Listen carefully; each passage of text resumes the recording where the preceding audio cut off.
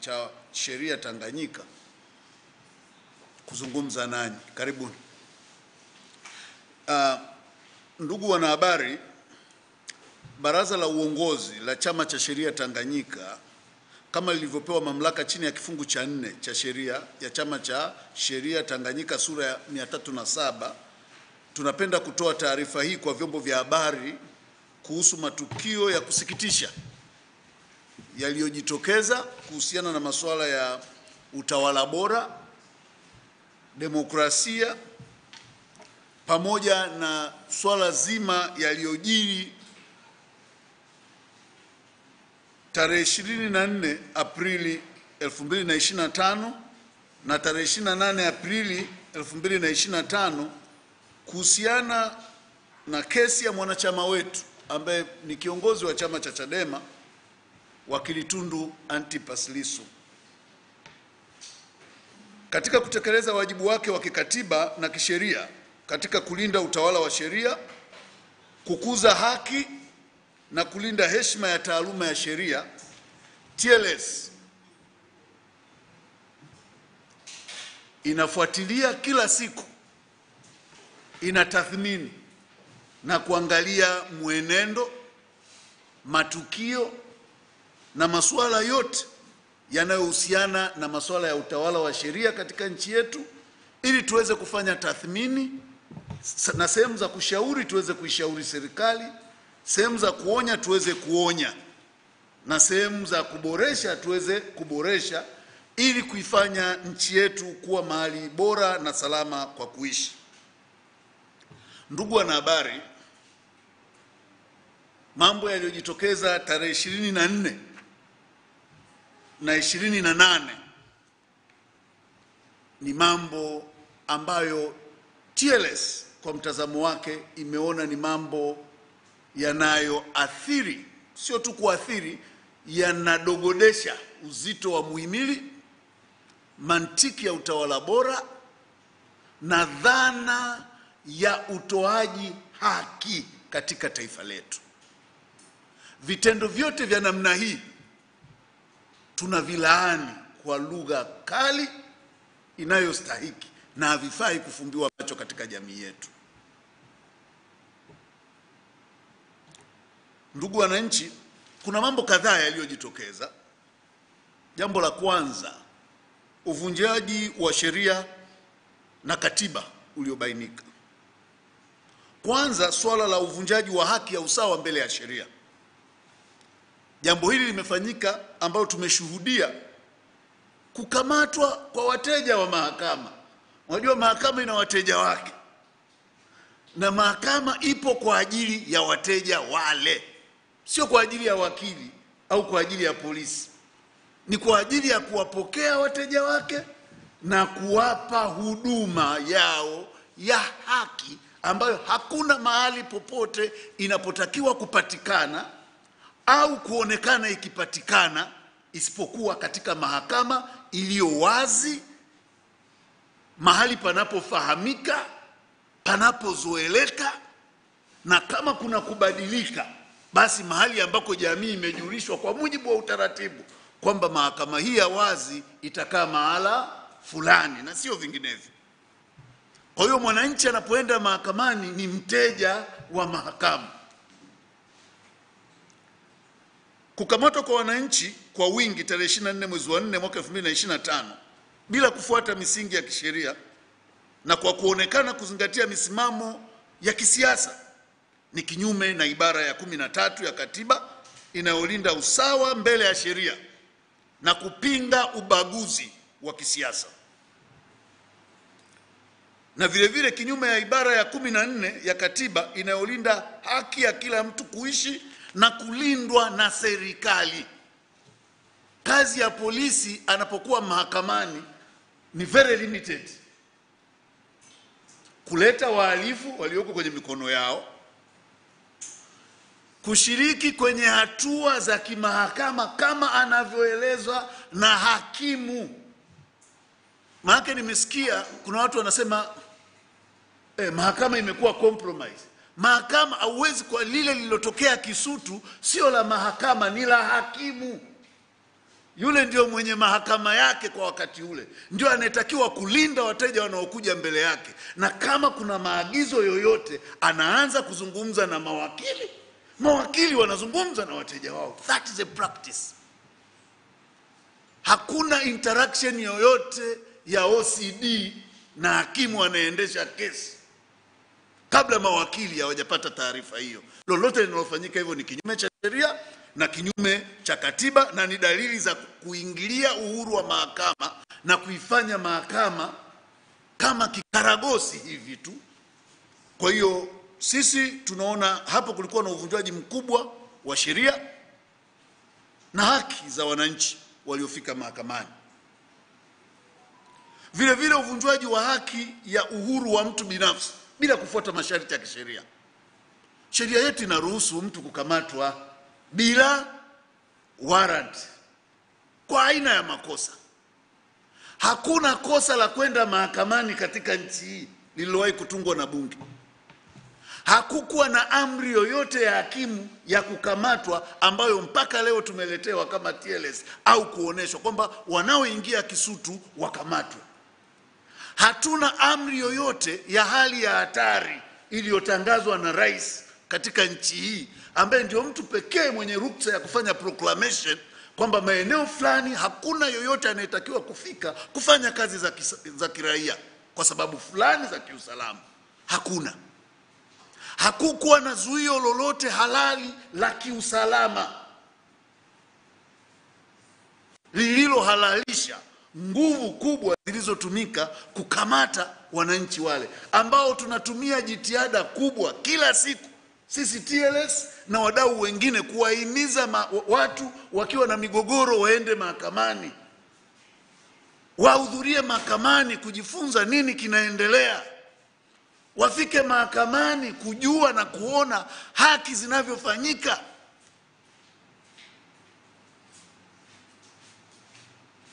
Ndani ya masaa machache watu wachache wanaingia, wanaleta vurugu, mpaka mawakili.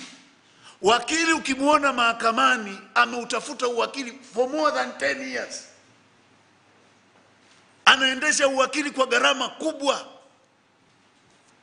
It's not just a person. Unaenda unapiga wakili na kirungu unasukuma nje ya mahakama. Wakili hafanyi kazi uwanja wa Taifa wala hafanyi kazi Central Police. Wakili eneo lake la kazi ni mahakamani.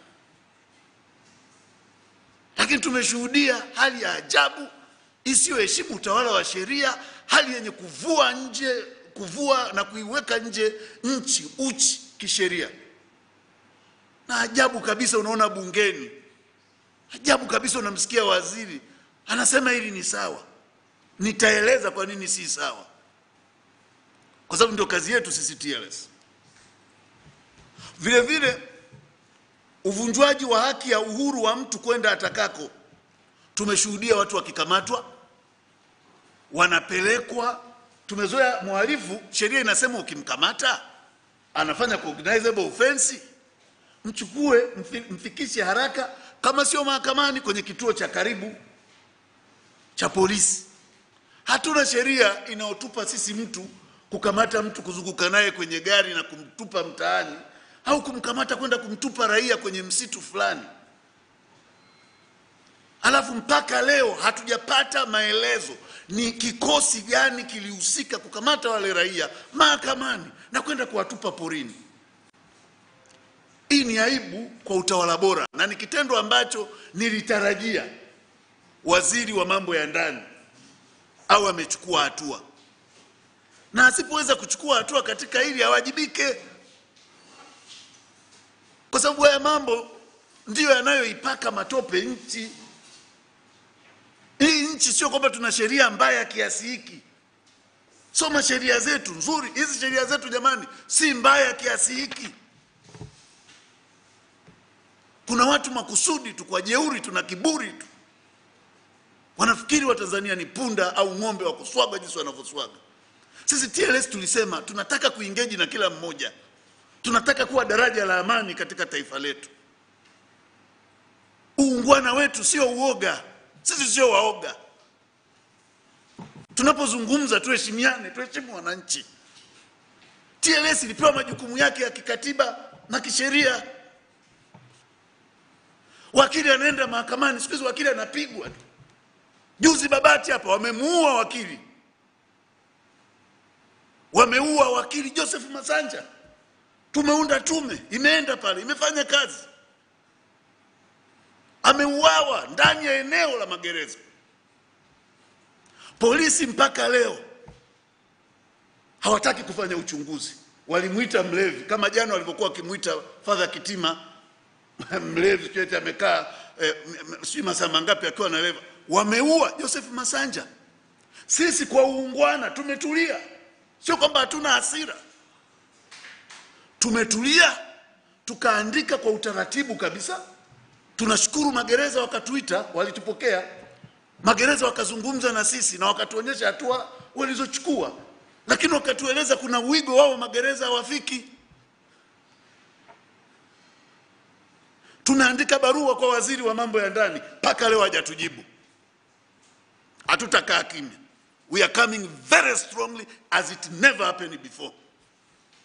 Kwa sababu sisi sio kuku wa kuchinjwa. Kuwa wakili sio tiketi ya kuuawa bila sababu. Ni kazi halali. Tuheshimiane. Tumeandika barua ili Watanzania, ninasema hapa Watanzania mjue, msije mkasema TLS wakorofi. Tumeandika kumuona waziri kwa sababu upelelezi haufanyiki makusudi. Wanaona yule wakili ni sawa na kuku au mbwa tu aliyekanyagwa barabarani. Yule ni baba, ni mwenzetu, is our colleague. We are not going to be silenced.